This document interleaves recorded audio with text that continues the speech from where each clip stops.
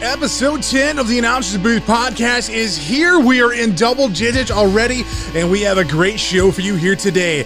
Jackson Mulder, driver of the number 4 modified over at Rampant Speedway and a few other racetracks here in the region, is on the show today to talk about how he got into racing and how much his dad influenced him to get into racing as well. Also on the show, we're going to be talking about the upcoming Bristol on Dirt event happening just next week, as well as the 4 Orange Salvage Question of the day. All this and more coming up next on the Announcers Booth podcast, presented by Rapid Graphics.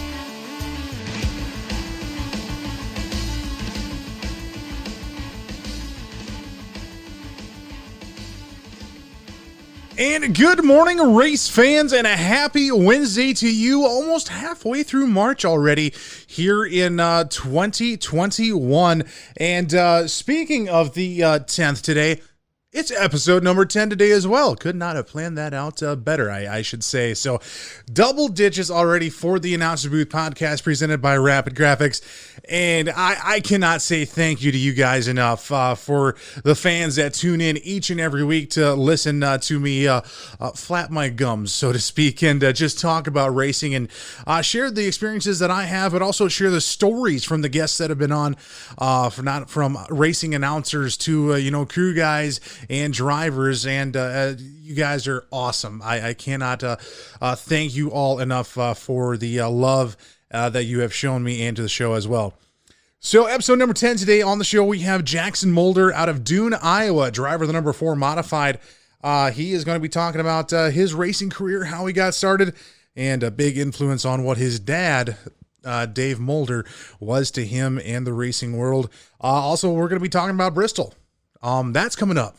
Bristol is next week. Cannot believe that that is next week already. Covered in dirt for the first time in 20 years, and a lot of exciting things happening there not only next week, but the next few weeks actually too. So we are going to touch on that, as well as upcoming events later on in the last segment of the show. What to expect not only next week with Bristol, but other events happening locally in our area. So we have a lot to cover today, and so little time to do it. So let's get right into it. Bristol, dirt cars. There's a lot going on next week. So it's from March 15th to March 20th, and you can catch the races on XR.com, Accelerator Racing, and I think this is a great event. It gives, people that wouldn't necessarily get the Bristol experience, like with usually, you see NASCAR with Bristol and, like the Monster Half Mile, great racing there. And last time it had dirt on it in 2001 with the World of Outlaws being there. They put on a great show. Now doing this again 20 years later. And it is a really, really great thing that I see. But with people excited to do that, there's also, you have to take some caution like you do with any race. And there were some rules implemented that I totally agree with, being a former driver myself. So some of the rules is you have to have a full containment seat. Agree 100%. I have been in some wrecks where I did not have a full containment seat. And let me tell you, if you wreck, you will want to have a full containment seat, as it does help. It will ultimately save your life, if anything. That is a most definite thing. Number 2, Hans device, or any type of full containment neck restraint that pins into your helmet that helps keep your head still if you are in a wreck or a rollover or anything. I completely agree with that too. I have been in a wreck without one, and my neck paid for it. Let me tell you. So yes, full containment seat, full containment neck restraint, Hans device, completely agree with that. And, some of these chassis that are going there too, have needed upgrades. They are taking this to, a whole nother level. I mean, back in 2001, race cars were not what they are now. I mean, they've gotten faster, but at the same time, they've gotten safer as well. And they're trying to implicate more safety to this sport to where we can still enjoy it, and so people don't get hurt as often as like they have in the past or whatever. So I think it's a great idea implicating these safety, not restrictions, but requirements. and it will only help the racing and the racers to have a good time here at Bristol. Because some of these cars, just by looking at the stats, some of these average speeds for these cars, drivers have not done at all. So I am not going to get into the details of it, but some of these speeds drivers will have not ever seen. And with the way the track is banked, you're going to carry speeds that you normally wouldn't see at your weekend track. So the fact that, they're trying to put on a good racing show and, let drivers come in from all across America and just get the Bristol experience, but on dirt, to give these every weekend warriors a chance to run such a historic track at that, but to make sure everyone's being safe about it, that they're implementing these safety requirements, I think is an awesome deal. It's awesome. And just to see these drivers follow it to the letter and say, you know what, we're leaving for Bristol this week. And a lot of guys are leaving for Bristol. We even have some locals down here that are leaving and say, you know what, we're going for the experience, but we want to be safe about it. Kudos to you guys for, implementing those safety requirements to make this event a lot safer, not only for the drivers, but for the crew, for the crews and fans as well. So Bristol happening next week. I think it is a great idea. I only wish I could be going. So Jonathan Davenport, I will say, was out there testing with the late model. 126 miles an hour. Some of these guys, like with the Luke Soil late models, World of Outlaw late models, World of Outlaw Not Safe to Drink sprint cars, they've been at those speeds before. But a lot of these other guys really haven't. So it's going to be I think, a great thing for these weekend warriors that are going, but also for these, for everyone, just to get a new experience and get info. Drivers becoming better drivers because of this experience, and just to see everyone have fun.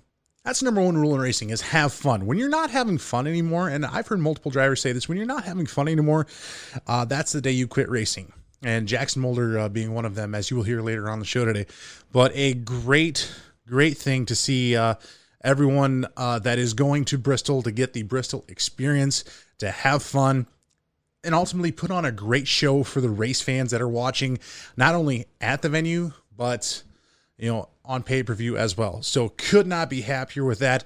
Glad to see it to all of our locals in the local area with Minnesota, Iowa, Nebraska, and South Dakota in this quad state region. Want to say good luck to you guys. Go have fun. Bring some hardware back home if you can, and have a great time. Enjoy it. Enjoy the times with your family and friends, and have a wonderful time in Bristol. And we'll see you when you guys get back for regular racing here in the Quad State area. We're going to take a quick break here and hear from our advertising partner in Fort Orange Salvage. And just on the other side of the break, it is the Fort Orange Salvage question of the day. You are not going to want to miss out on that. So stay tuned. Evicted tenants leave a mess behind? Have an old appliance that you're tired of staring at? Yard waste, branches, carpet, old furniture, other discarded items you just want gone? Well, Fort Orange Salvage can take it all away. Call Jamie at 605-376-8532 for a quote today, or you can find him on Facebook by searching Fort Orange Salvage-Junk Haulers. Contractless payment through Venmo or PayPal is also available. Quick, easy, and affordable junk hauling. Fort Orange Salvage. We pick things up and we take them away. Serving Sioux Falls, South Dakota and surrounding areas. Welcome back to the Announcer's Booth podcast presented by Rapid Graphics. And a big thank you to Jamie Hurtling here from Fort Orange Salvage for sponsoring the question of the day. If it wasn't for Jamie, we wouldn't have this segment on the show. It was actually his idea to get fans more involved and interact with myself, the host here. So he was like, what if you were to ask a question each and every week? He said, I think that'd be a great idea for a fan interaction. I said, well, Jamie, I says, if you wouldn't mind, would you like to be the advertising partner for that segment of the show here, and he agreed. So Jamie, thank you for everything you do, not only for racing but for the junk hauling as well.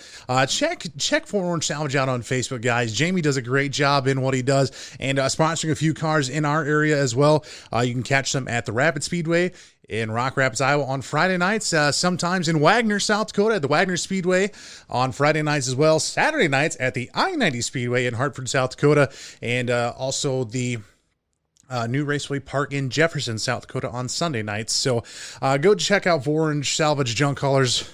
Amazing business. And that's going to bring us to the For Orange Salvage question of the day. So like you saw on Instagram and TikTok and Facebook, it was the For Orange Salvage question of the day. I asked you, what class of car do you think puts on the best show, and what type of finish is your favorite finish when you're at the track? So we are going to start with Facebook here.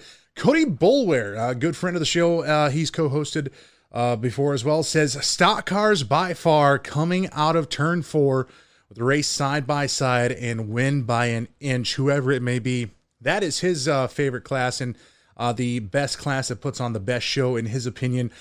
Sean here also on Facebook says, gotta agree with Cody. There is nothing like watching stock cars go 3 or 4 wide and winning by an inch at any racetrack in Nebraska, South Dakota, and Iowa area. I have to agree. My personal opinion, I love stock cars. If I could have driven a stock car, I would have. But sadly, that did not happen. But I love calling those types of races too. I really do. Moving over to TikTok now. Chase Mathis says the 602 mods put on one of his favorite shows. The best finish is when you have to watch a video to see who won. We've had several of those at a couple tracks that I have announced at. So, yes, Jeremy Shelley says 358 modifieds when your favorite driver laps half of the field to win. Yes, I have seen that, not on modifieds. I've seen it in sprint cars. So that is always a fun one to watch too, just to see how many cars is the leader going to lap and to get the finish. Seeing Jack Dover start on the pole and lap a field, I believe, of 14 cars up to 4th. So that was an amazing night at Rapid Speedway. We have another one here that says, I know this is a different class where I live, but the street stock / 4-cylinders. And the finishes are normally close together and great racing action as well. Yes, the 4-cylinders, the compacts and the tuners, as they call them, or Hornets. Yes, those guys can put on, one heck of a show as well. So yes, I agree. T. Christensen says 410 wing sprint cars. A slide job coming off of 4 for the win. I'm glad he said that, because this past Monday night for the G-Force Racing Leagues, the A&J Custom Creations Renegade 360 sprint cars, it was championship night, and all these guys that race are top-level iRacers. This is an iRacing event that I'm talking about. There is a driver, a boy among men, I will say, just a kid, and to me, he is a kid. 12-year-old Lane Snook out of Pennsylvania. He is an outlaw kart champion, cage kart champion. This kid knows how to drive go-karts. Let me tell you, he can drive an iRacing rig as well. This kid started 23rd out of 23 cars in the A feature event, pulled an amazing slide job for the win off turn number 4, and got the win just by, I think it was 3/1000ths of a second. It was that close. And for those of you that saw the post I made about it on Facebook and TikTok as well, that kid knows how to wheel a car. Out in the real world, if he gets into a car after his karting career, he's going to be going places. The great things will be happening for.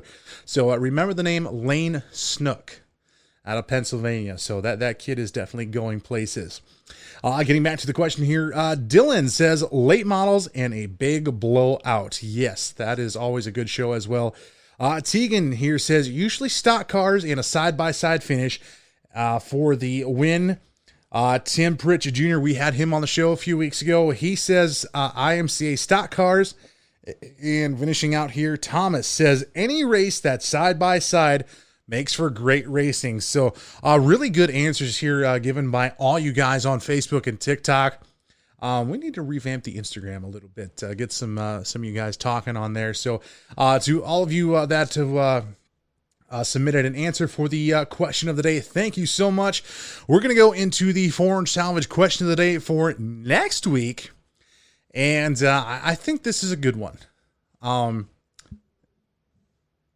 If you could have any legend driver, local driver, or, someone say NASCAR, World of Outlaws, sprint car, late model, if you could have any legend driver put the helmet back on and hop into a car, who would it be? I'll say that again. If you could have any legend driver in your area, whether it be local, NASCAR, sprint cars, late models, wherever it may be, if you have a legendary racer, a legend racer in your area, who would that be that you would like to see put the helmet back on and hop back into a car? I have several in my area, and I'll share those next week for the Orange Salvage question of the day here on the Announcer's Booth podcast presented by Rapid Graphics. We're going to take another quick break here, and we are going to hear from Rapid Graphics and the Sodak iRacing series. And just on the other side of this break, we are going to hear from Jackson Mulder and how he got into racing and how his dad, Dave Mulder, influenced him in his racing today. So stay tuned for the interview with Jackson Mulder right after the break. Rapid Graphics, located in Rock Rapids, Iowa, on the corner of Highway 9 and 75, specialize in graphics and signage of all types. They specialize in indoor and outdoor signage, banners, commercial vehicles, custom logos, race car graphics, and much, much more. Rapid Graphics have the tools to get your job done, and you can find them easily on Facebook at Rapid Graphics 12. For more information, contact Rapid Graphics for all of your custom graphic and signage needs today. The Sodak iRacing League is the premier iRacing league for drivers, crew members, fans, and sponsors in the tri-state area around South Dakota, Iowa, and Minnesota. From street stocks to super late models, modifieds to sprint cars, the Sodak iRacing League does them all. You can follow all of their seasons live and free on Advantage Racing TV. For more information, look for Sodak iRacing on Facebook or join the league by searching for Sodak under the Leagues tab on your iRacing account. Welcome back to the Announcer's Booth podcast presented by Rapid Graphics. And Rapid Graphics, Blake there does an amazing job with not only decal designs or race car wraps, he does even t-shirts and canvas prints of whatever you need printed out. He does so much more than just like your regular race car wraps and decals. He's done stickering and lettering for businesses, semis, and all this thing. He does a little of everything. So go check him out in the Rock Rapids area, right on the corner of Highway 9 and Highway 75. And you will not be disappointed with the product that you receive from Rapid Graphics. Also, the Sodak iRacing series, we're still waiting for word if we're going to have a Season 3 or not. Season 2 was a blast. The racing was great. 8 different winners in the 10 races that they had. So that just shows you the amount of talent and caliber of driving behind the wheel for those guys. So cannot thank the Sodak iRacing series and Rapid Graphics for being a part of the show. You guys absolutely rock. So we're going to go into the Sodak iRacing series phone lines now, and we're going to be talking with Jackson Mulder, driver of the number 4 modified out of Dune, Iowa. He explains how his dad got the number 4 when his dad, Dave Mulder, was racing, and how Jackson is now carrying on the family tradition of racing today, and how his dad was a big influence, and just the whole family a big influence on that. So without further ado, here is the interview with Jackson Mulder.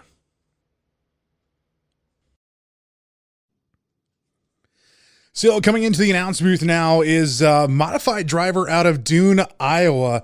And I've got to tell you, the past few years that he has started, his driving style is it's a lot like his dad's. And I'm sure he'll talk more about that. But great to see the 4-car back out there. Jackson Mulder from Dune, Iowa.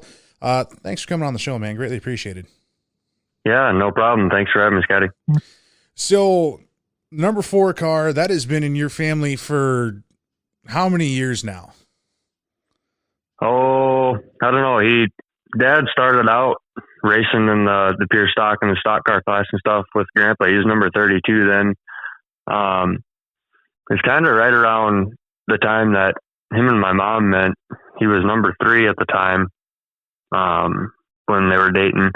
And I guess he asked what number I wanted him to be. And I said the number 4, cause I was 4 at the time. So he was born in 98. So it had been about 03 roughly when he picked up the number 4.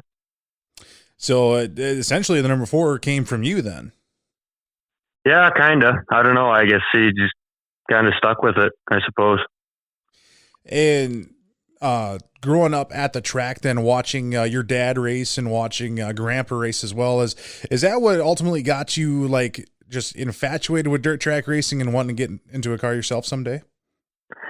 Yeah, I don't know. I spent a lot of time at the shop, and it just always kind of intrigued me. You know, you're always sitting there watching them work, and they're doing all this little stuff on the car, whether it be, you know, from the motor to the rear end to the suspension to anything going on the car. And you just kind of learn that, hey, you got to look forward. You know, they're going to need this tool to do this job. You know, they're working on this, and you kind of got to look forward and, hey, they're going to do this. So you go and grab something, and you just keeps you entertained. You know what I mean?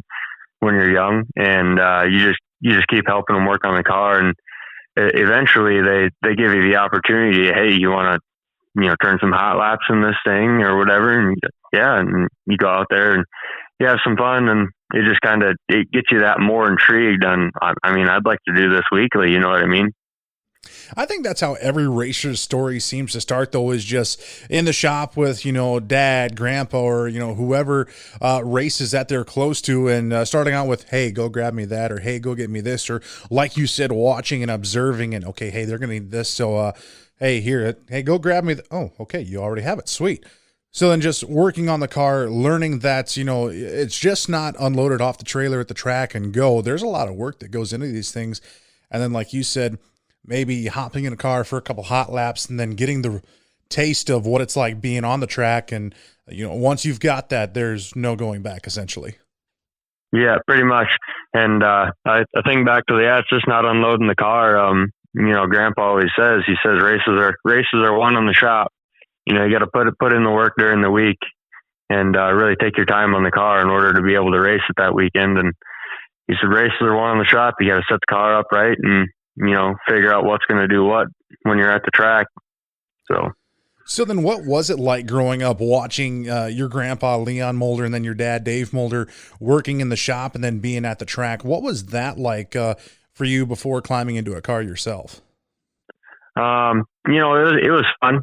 There's moments where I'm sure everybody has this, but, you know, tempers start to flare and stuff. But for the most part, we try to make it a pretty family-oriented sport, and we just go to the track and have fun. We're not out there to race for points or anything. We just try to have a good time. You know, you're turning laps, you're racing with buddies, you're doing your own thing, and you're trying to include everybody else into it. Of course, we're all trying to give, you know, glory to God and everything. We're essentially, if we didn't have him, we wouldn't be able to do anything. But just growing up with him in the atmosphere that I've had, I wouldn't want to choose anything else.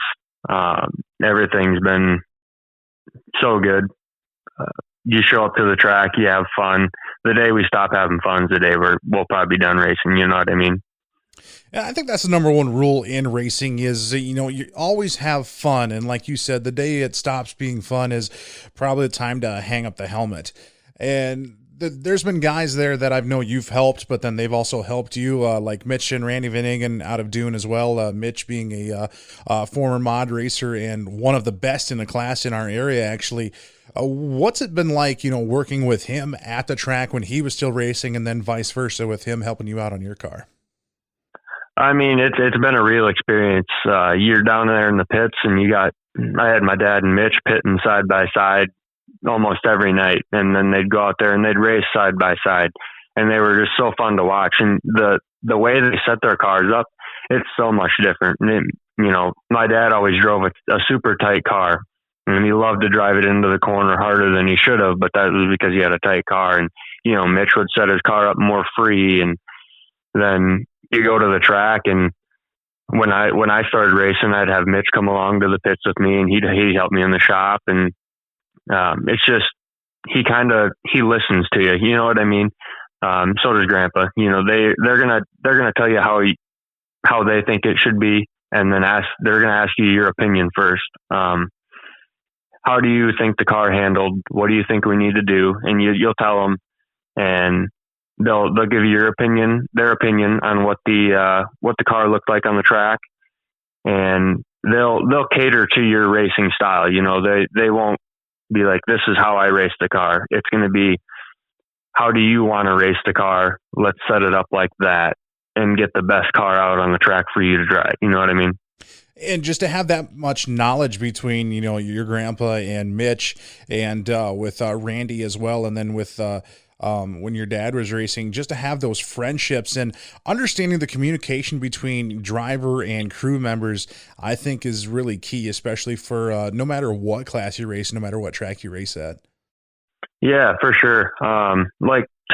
Still Randy Van Engen still comes over to the shop, and then during the week, he just comes over and we'll be working on the car, or we'll be scaling the car, and Grandpa and I'll be talking about it, and we'll include Randy in the conversation and be like, what do you think? Or what do you think we should do? Or how should we change this degree? Or it's phenomenal what the older generation knows, and how you can converse with them.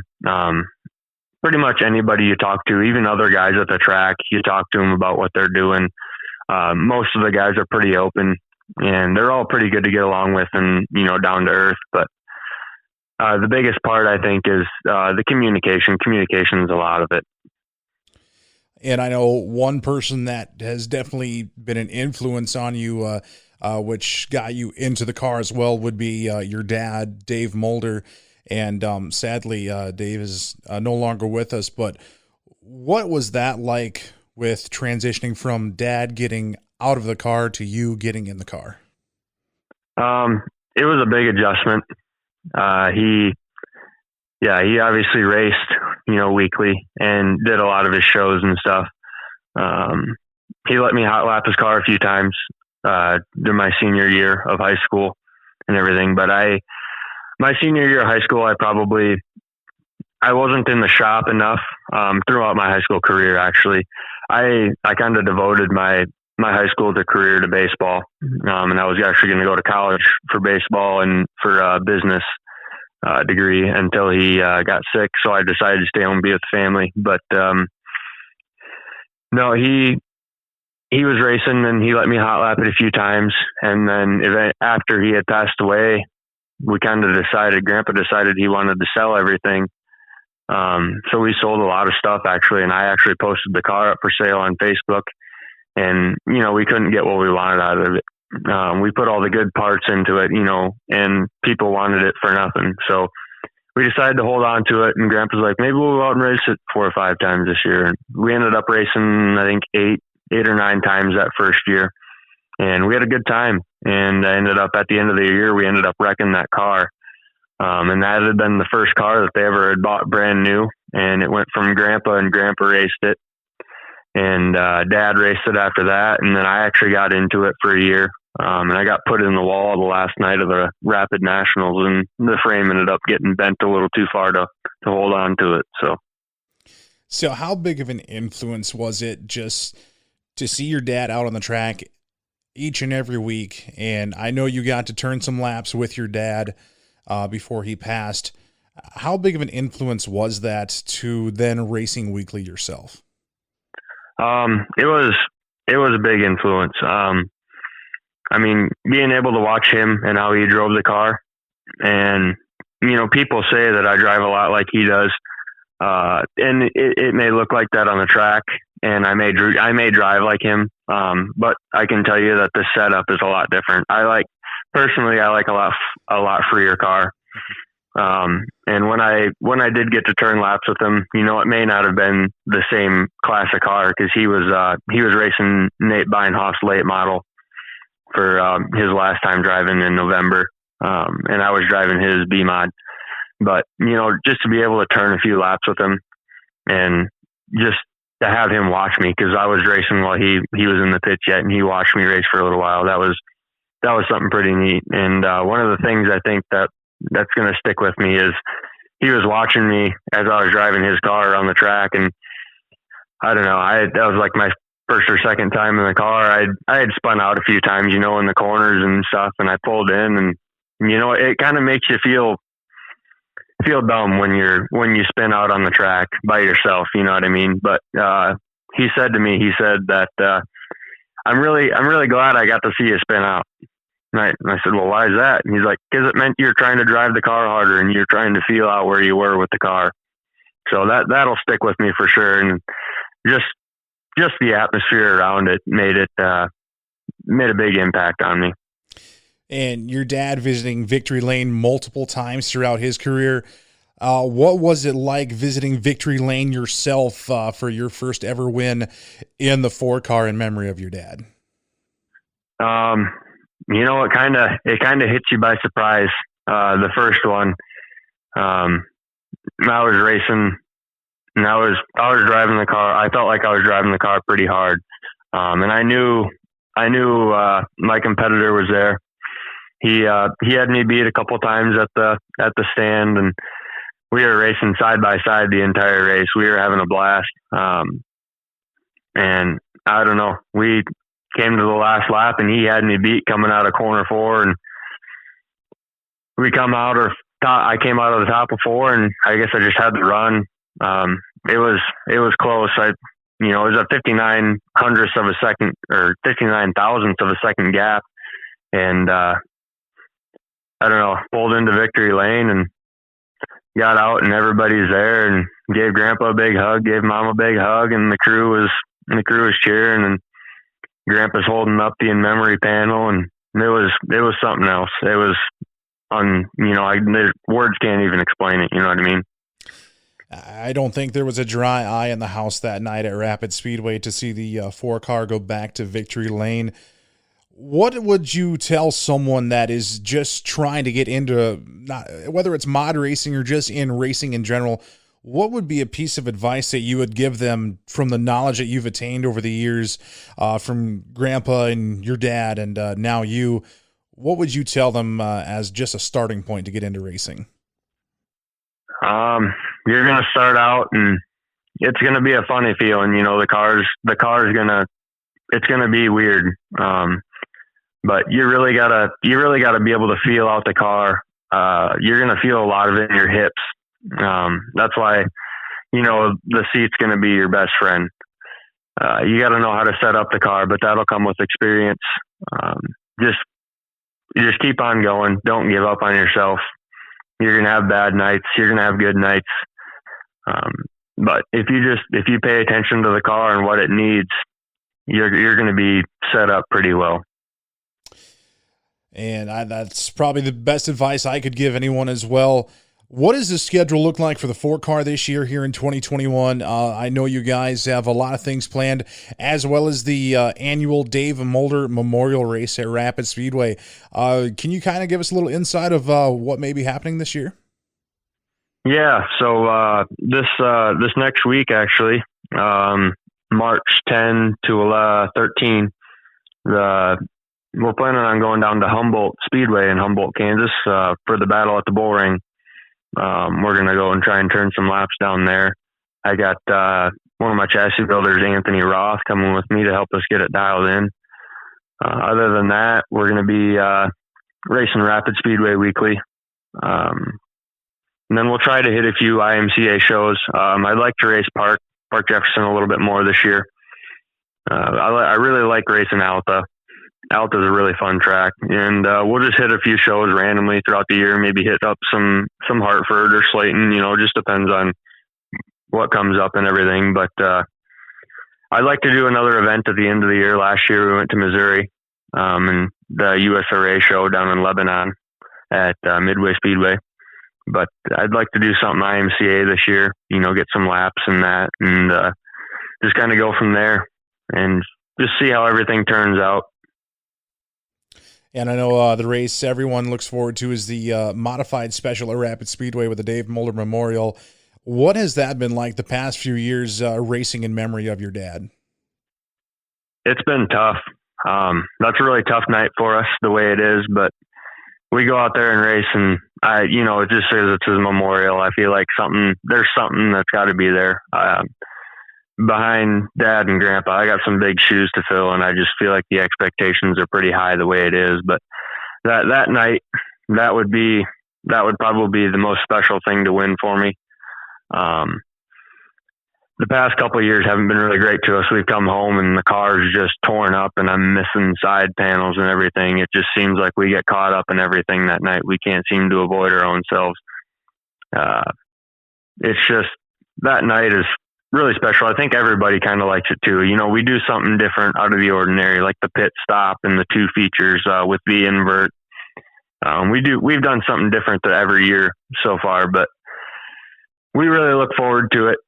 Even though we don't come out with the best of luck, we still make the best out of it, have some fun. So, and always a very special night at the racetrack as well. And cannot wait for that race this year, and cannot wait to see what you can do behind the wheel again, Jackson. Gotta say thanks for coming on the show, man. Greatly appreciate it, and good luck here in 2021. Yeah, thanks, Scotty. So once again, Jackson Mulder there, driver of the number 4 modified, and man, he is going to have a very good career, and still dealing with the loss of his dad, but making his dad proud the best way he knows how to, being out on the racetrack and carrying on his dad's legacy. Just cannot say enough about that young man. We're going to take another quick break here and hear from Advantage Racing TV and AOK Photography and Design, and after this break we will have upcoming events. Stay tuned. Advantage Racing TV is your source for local entertainment in the tri-state area. From compacts to late models and sprint cars, Advantage Racing TV has just what you need to cure your racing ailments. Check them out online at www.advantageracing.tv and take advantage of your racing addiction. AOK Photography and Design is the place for all your photo needs. AOK does racing hero cards, blankets, canvas, racing sponsor photos, as well as other personalized items. Located out of Montevideo, Minnesota, they can get what you need at an affordable price.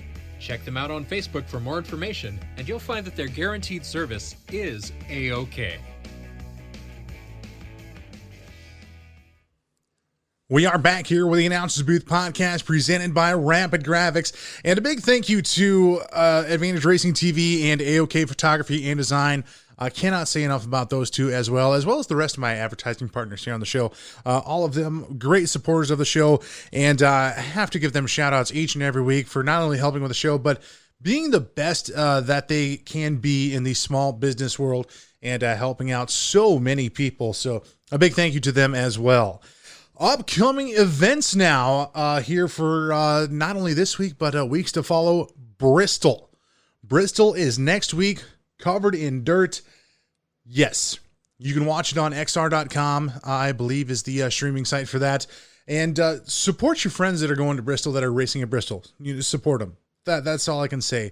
They are going to be putting on a show for every race fan across the globe here. So be sure to tune into that and cheer on your neighbors and friends and family that are going there to race. Also coming up March 25th through the 28th is the Nebraska Dirt Crown Tour, starting in Columbus, Nebraska, and ending at Deschler, Nebraska at Thayer County Speedway. Also visiting I-80 Speedway in Greenwood, Nebraska, and Beatrice over in Beatrice, Nebraska as well. So tune into that. You can find that on Flow Racing if you were wanting to tune into that. Look them up on Facebook, Nebraska Dirt Crown. A lot of great stuff coming out of Nebraska there for this tour. Also, the G-Force Racing Leagues. Look them up on YouTube, G-Force Esports. Race of Champions final race is tomorrow night, Thursday night, and Tuesday night, the first race was definitely something different. It was legend cars on an asphalt track at Concord. throwing dirt racers and you guys that are in dirt cars every week on iRacing to an asphalt track and an asphalt car, made for some great racing and some great racing action. So tune into that tomorrow night, Thursday night at 8 p.m. Central Standard Time for the G-Force Racing League's Race of Champions, the final race for this season for the G-Force Racing Leagues. But they got more leagues and more races going on after that as well. So tune in for a whole brand new season for the G-Force Racing Leagues as well. Like I said, Bristol starts next week, and right after that, the Nebraska Dirt Crown. And then April's right around the corner, and most of our local tracks will start to kick off their regular seasons. So be sure to tune into that as well. And yes, 2021, I feel it's just going to be a great season of racing as we put 2020 behind us. Looking forward here to 2021. I want to say a big thank you to Jackson Mulder for being on the show today, and keep doing what you're doing, man. I root for you each and every week. Also want to say a big thank you to Fort Orange Salvage, Rapid Graphics, Sodak iRacing Series, Advantage Racing TV, and AOK Photography and Design. You guys, I could not do this without you. And to you, the race fans that tune in each and every week, could not do this without you. Thank you so much for being not only a part of my life, but being a part of the show and making the show happen. Until next time, as my friend PJ Pedersen would always say, be smart and be safe. And we'll see you next week on the Announcer's Booth podcast. Take care, everyone.